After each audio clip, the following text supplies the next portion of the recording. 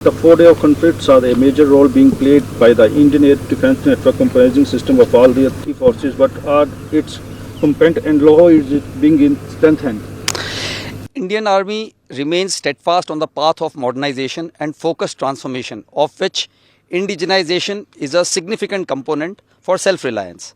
Honorable Raksha Mantri has declared 2025 as the year of reforms, and our visionary Chief of the Army Staff has announced this decade and beyond as the enduring decade of transformation, with many important contributing pillars for constructive change.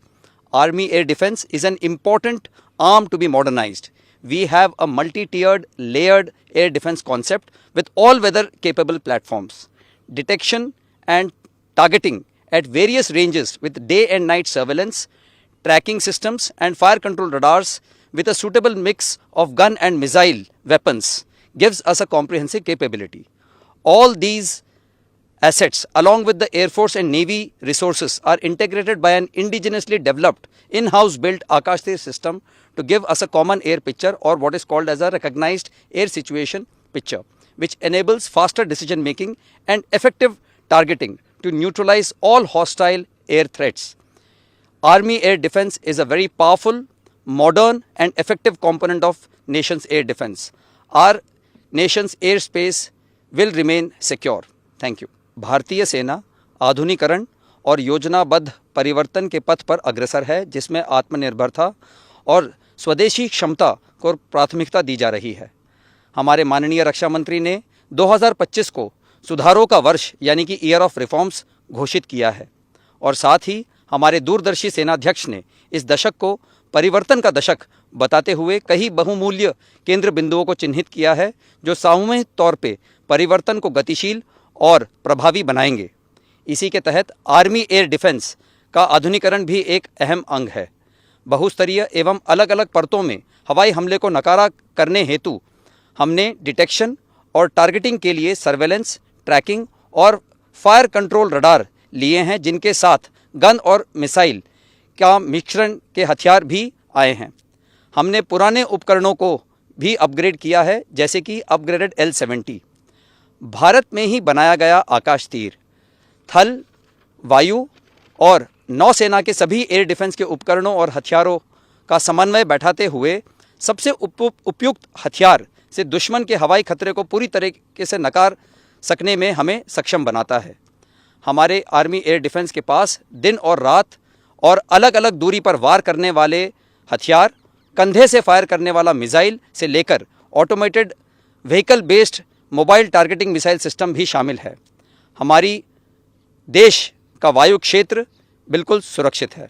धन्यवाद। हम पंजाब में drone हमलों को बड़े पैमाने पर विफल करने में सक्षम रहे हैं, जहां लगभग 50 वर्षों के बाद सैन्य कार्रवाई देखी गई है। वे यहां किन लक्ष्यों को निशाना बनाने की कोशिश कर रहे थे? भारतीय सेना ने केवल आतंकवाद और आतंकी ठिकानों को बिना किसी अतिरिक्त नुकसान के निशाना बनाया और सटीक तरीके से नाश किया, जिसका सबूत पूरे विश्व ने देखा।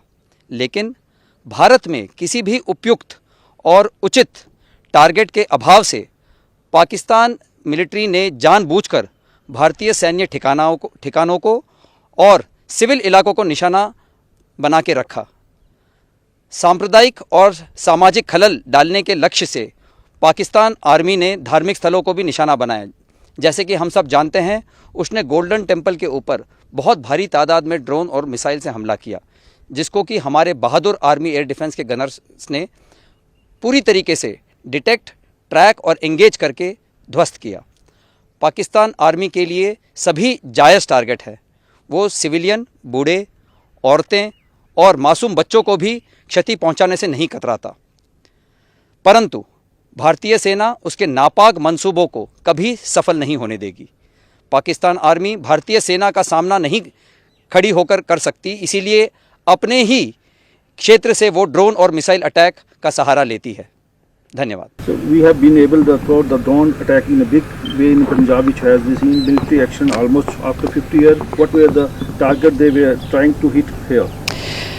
Indian Army is a professional, righteous and responsible force which, in spite of grave provocations, has always responded in a calibrated and measured manner. We target only terrorists in known terrorist camps with precision weapons, ensuring that there is no collateral damage, a fact which even Pakistan Army has admitted during Operation Sindoor. However, Pakistan Army has no legitimate targets to strike inside India, nor does it have the courage or capability to stand up to Indian armed forces face to face.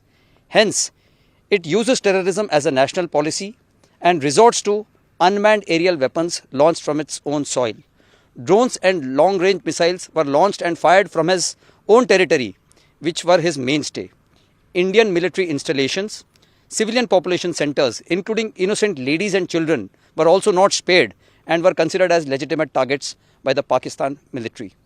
He has even targeted religious places specifically, a case in point being the Golden Temple located in Amritsar, which is internationally renowned and a place of faith for everybody.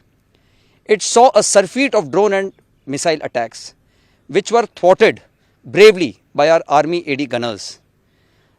The Indian Armed Forces and Army Air Defence gunners will continue to defeat all his designs and thwart all aerial threats always. Thank you.